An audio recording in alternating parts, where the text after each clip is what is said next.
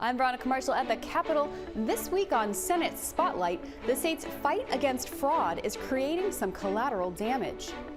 I received a call from my caregiver agency saying that they would not be able to support me and my care needs due to fraud investigations. What's the balance between cracking down on fraud and serving the people? Senators look for new ways to fight fraud without cutting off care. Plus, as education costs continue to rise, legislators explore new opportunities to invest in education without penalizing taxpayers. It will not cost them a penny. It will not increase their taxes. There won't be a levy or a referendum. Details on the small funding adjustment that could have a big impact for students. That's all coming up.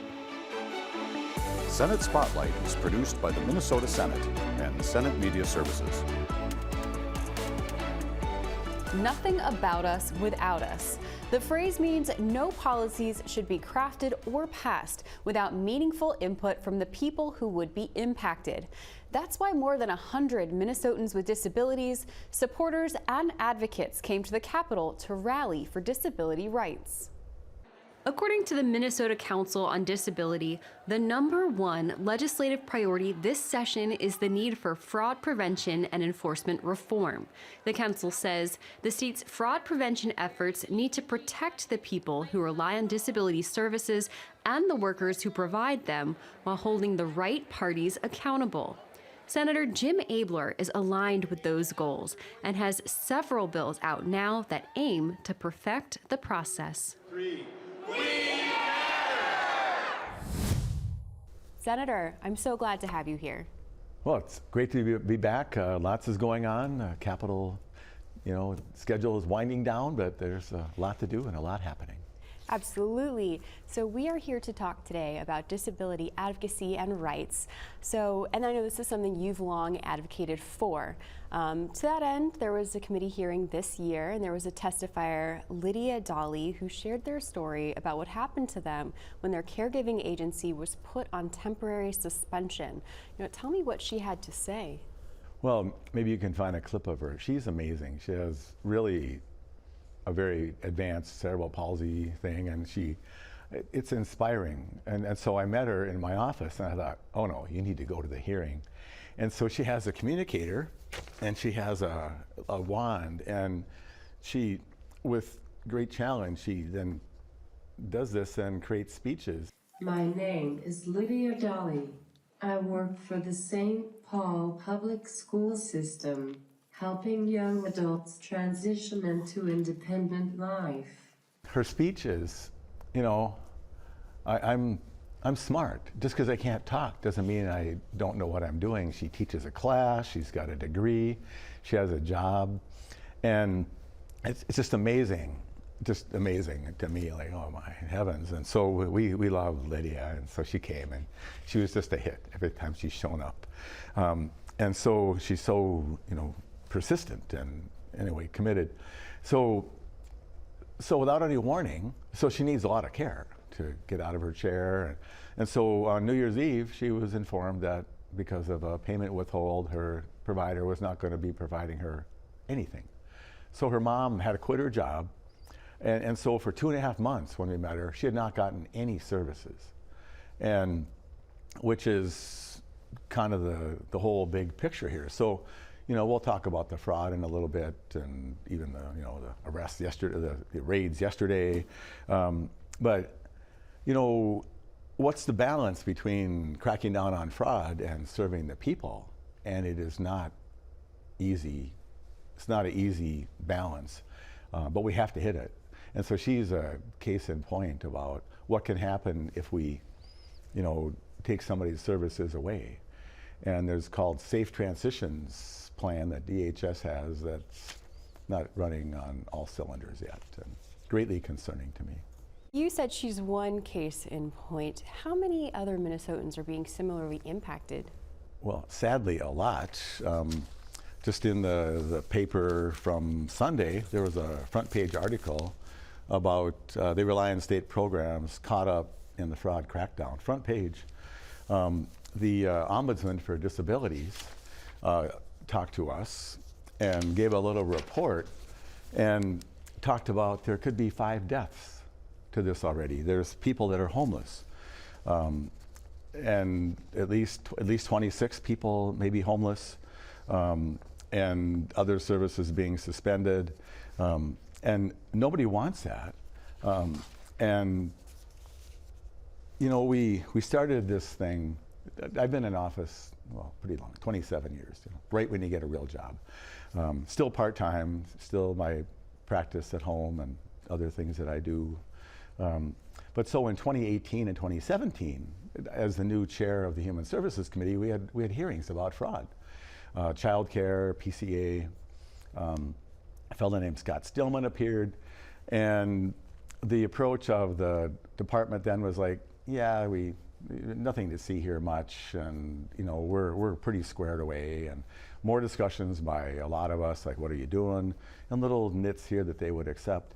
And then, well, as you know, well, even 15 months ago, Commissioner Harpstead said, there's this like tiny bit of fraud. We've double checked against the Feeding Our Futures, another marquee story about neglecting to follow up. And then by mid-year, the whole topic exploded, and here we stand now with some well-intended but half-thought-through fraud control programs that are actually tending to not take care of the people that we're after. And so it's a double-edged sword. It's so political. Everybody's against fraud. Fraud, it's bad, and I'm against it, and everybody would say that. Well, how do you go after it? You know, and so that's the state of affairs today.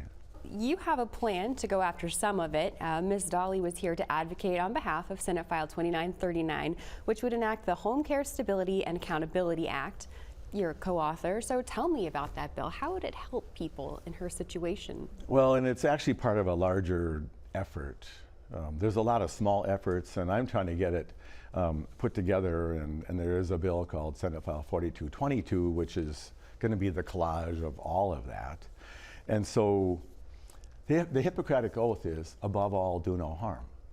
I mean, sometimes you have to go and do surgery and like almost threaten a person's life, but you want to make sure you get out the bad thing while you keep all the good things there. And so what the system needs to be is a true commitment from the leadership of Minnesota, which is the administration, to actually do this in a thoughtful way, in a real way. And so they're now, oh, we have to get after this, and they get embarrassed, you know, weekly with more raids. And you know, yesterday there were, you know, 22 raids on places. We're advertising both newspapers here. Read the paper; it will make you smart.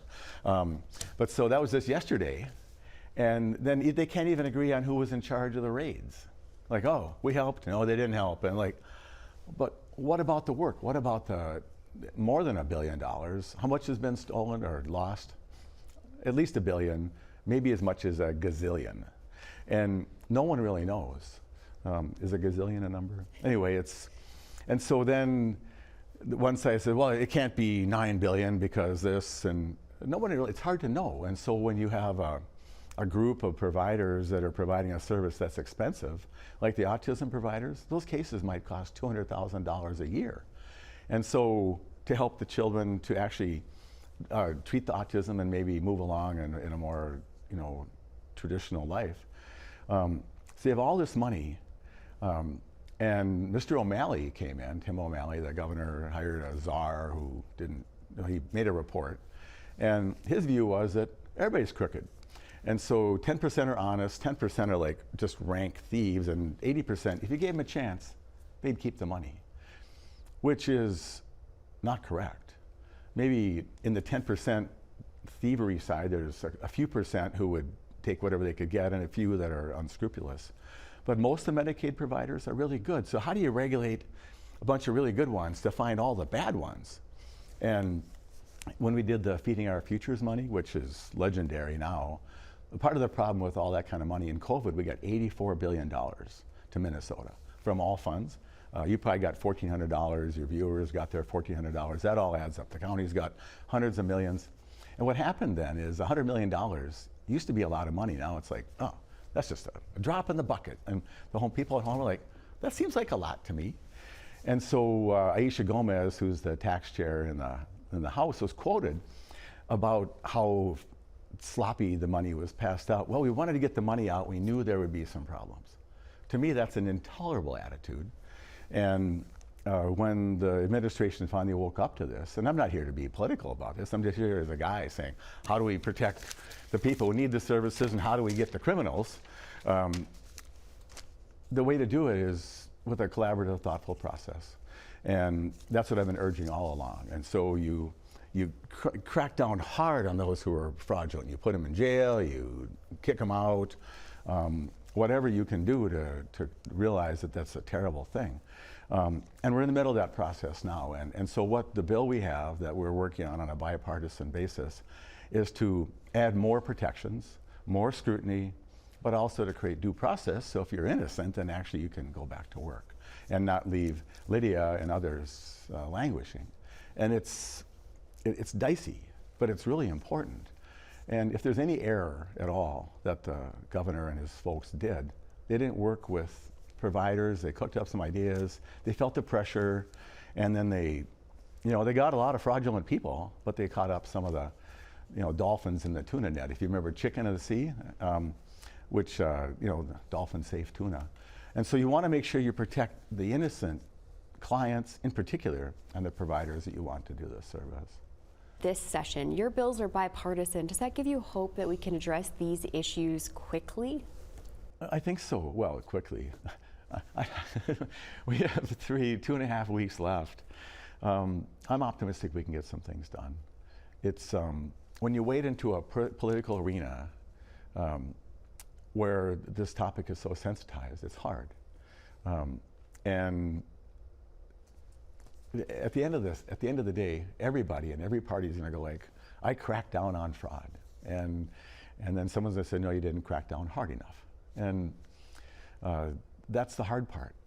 But the legislature moves incrementally. It should be hard to pass a law. It should require inclusion. And part of the benefit of bipartisan work is you have better work. When there's a trifecta with all one side, be they in Minnesota, it was DFL, in Washington, it's GOP, the thoughtfulness isn't always there. And that's what I want. That's what people, I think, in my district want. Can you work together? Can you get something done? Can you protect our money? Can you protect the clients? And can you just make it work? So when my grandma, who's in a nursing home, can live there safely. When my sister, who's got a brain injury, can actually, work to the best of her ability. When my son, who was born with Down syndrome, can he have a chance to work and to have a good life? That's what they want. We spend a lot of money on it, and in a cultural way, we agree that that's something very important. And so now it's our jobs to steward that and make sure good things happen. Good luck, Senator, and thank you for being here. This conversation has been really great. I appreciate your time. Well, and thanks for your attention, and the people need to pay attention too, so comment to us, let us know how it's going, because we care. One of Minnesota's most effective fraud-fighting tools could get even stronger. For every $1 Minnesota puts into its Medicaid fraud control unit, about $9 come back through recoveries and restitution. That's a 900% return on the state's investment. The Medicaid Fraud Control Unit, or MFCU, works within the Attorney General's office and investigates complex healthcare fraud and financial crimes. Senator Ann Johnson Stewart introduced Senate File 2689, also known as the Medical Assistance Protection Act, or MAP Act. It will give the office new tools to hold fraudsters accountable and increase penalties for those found guilty of stealing money meant for low-income Minnesotans' health care. We all are, in our own ways, working to prevent and combat fraud, and we know part of that is about holding people accountable.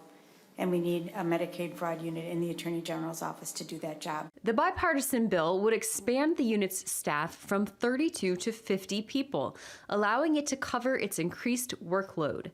Since October 2025, the unit's number of fraud referrals has tripled.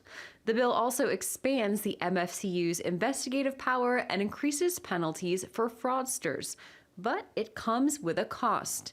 Bringing new investigators, attorneys, and other staff on board will cost the state nearly $1.25 million. If we're going to spend this type of money, that I think the people have a right to know on the success of it, and there should be some accountability. We would be more than happy to make sure this committee gets the reporting that exists now. The federal government is going to contribute $3 for every one to help us fight fraud.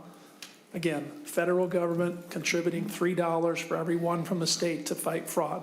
The MAP Act was amended onto the Supplemental Finance Omnibus Bill, which passed on the Senate floor with a vote of 35 to 31.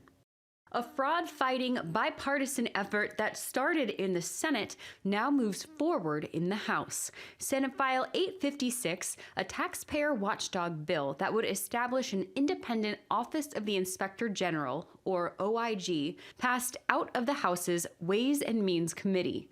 The OIG would proactively prevent fraud by independently overseeing agencies and working with law enforcement to ensure tax dollars are being allocated and used as intended. The bill's authors, Senator Heather Gustafson and Senator Michael Kroon, both released statements applauding the bill's progress in the House.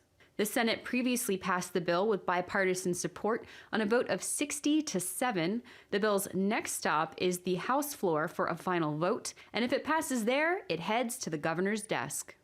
When it comes to fraud, the amount of money recovered isn't always equal to the amount that was stolen.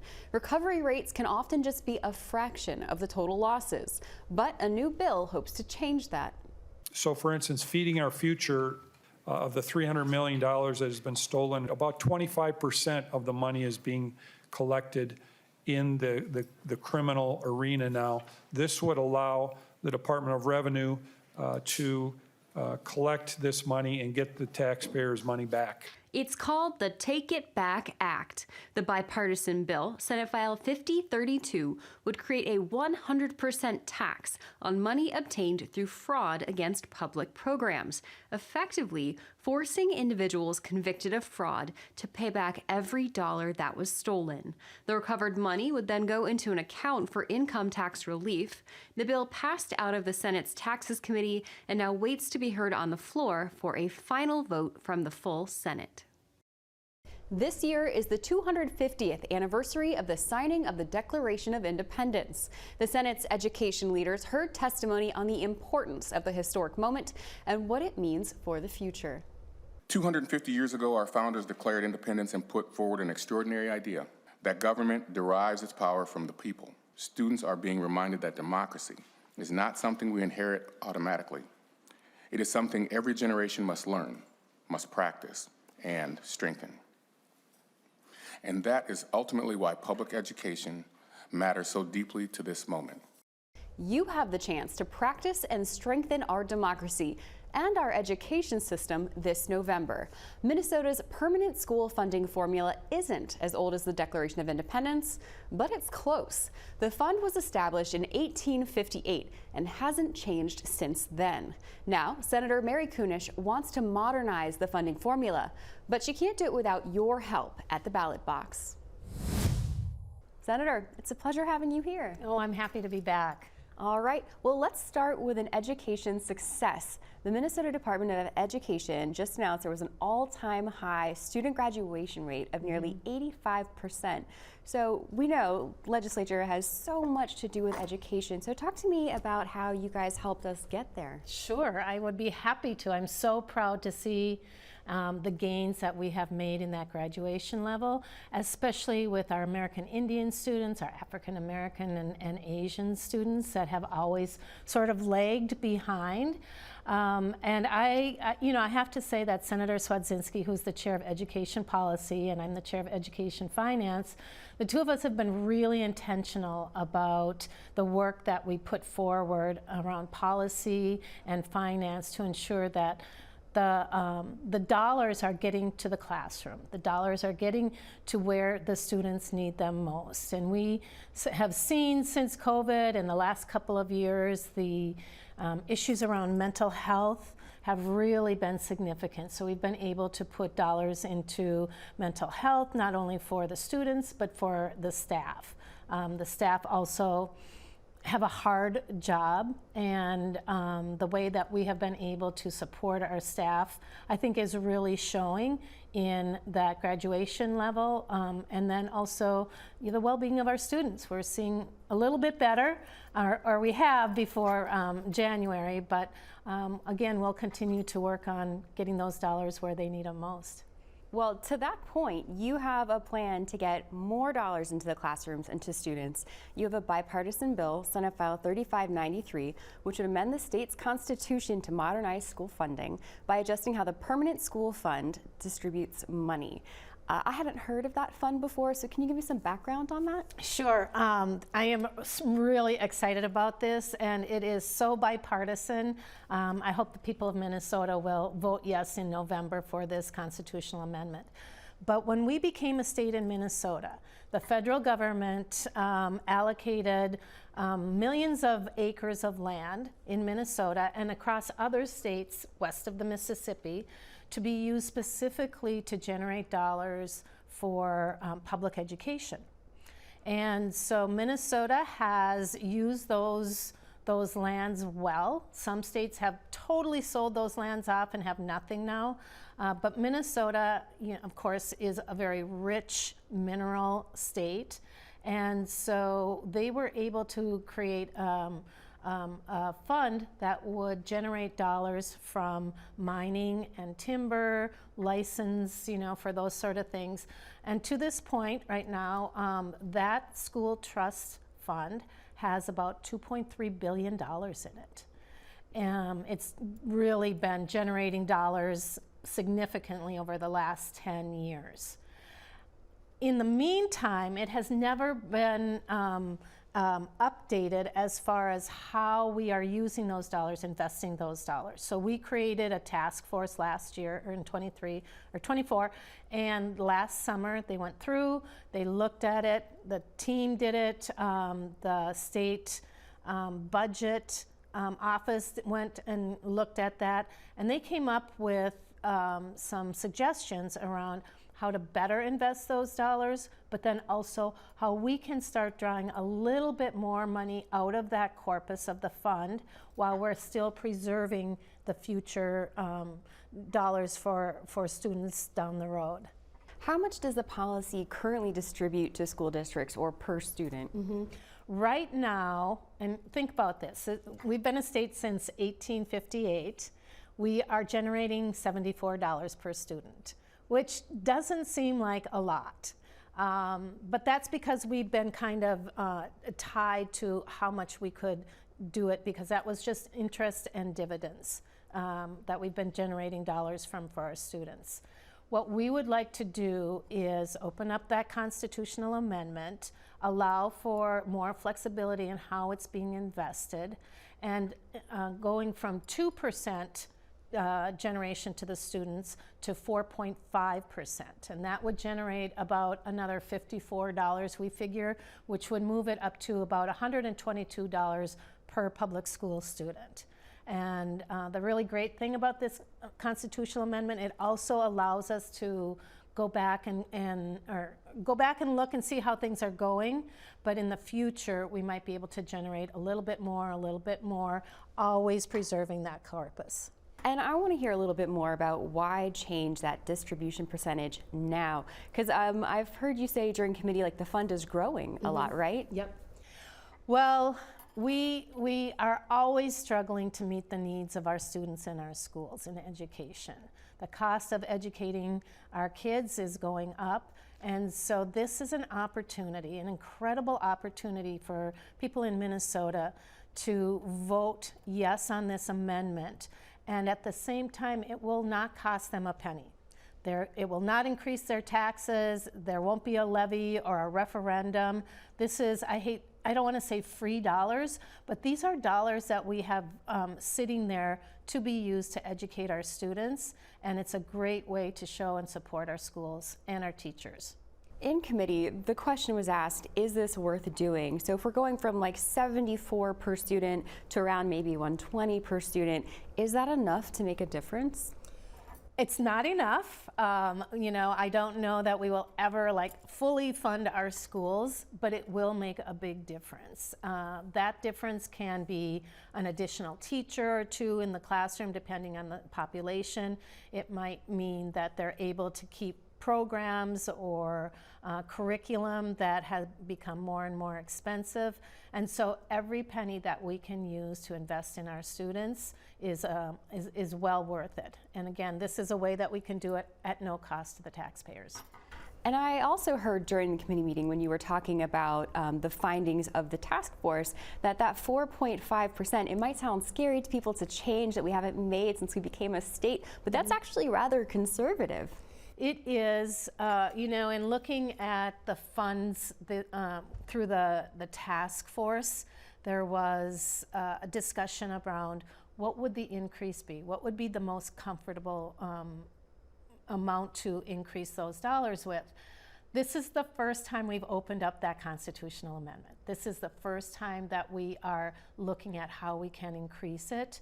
And so I'm thinking, and we're thinking, that the best route is to start conservatively, start carefully, look at it. We always are going to have a 3-year look back. So in 3 years, let's look back and see how it is going, what the investments are looking like, and perhaps even increase that a little bit. But we want to be careful when we start this out and just sort of track it before we make any big changes. So this is a constitutional amendment, which means it will go to the voters. They'll get the ultimate say. What do you want them to know? Well, what they need to know, first of all, is I would love if everybody would educate themselves around the school trust lands, because it's a fascinating part of our state history. So just Google, you know, Minnesota school trust lands and learn a little bit more about it. It's really unique. Minnesota is the way that we have been able to preserve it and contain it. But what I really want them to know is that we need you to vote in November on your ballot, and we need you to check that yes box, because if you leave that box blank, it counts as a no. And we want these dollars to get to our students. This is statewide. This is every student in every public school, and this is a great way to support our communities. Yeah, I remember that you said that this is distributed per student, so there's a fairness in that. And you've also said that doing this helps students in the present as well as our students in the future. Yep. So this would go into effect, if it passes in November, knock on wood, then we will be able to generate those dollars almost immediately. The distribution is every March and every September of the school year.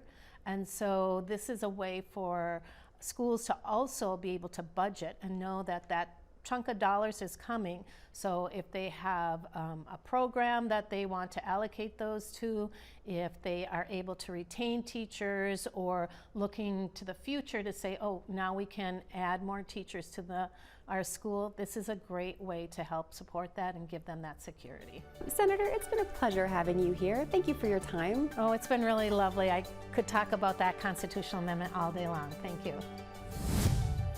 That's all the time we have today. Thank you for joining us, and see you next time.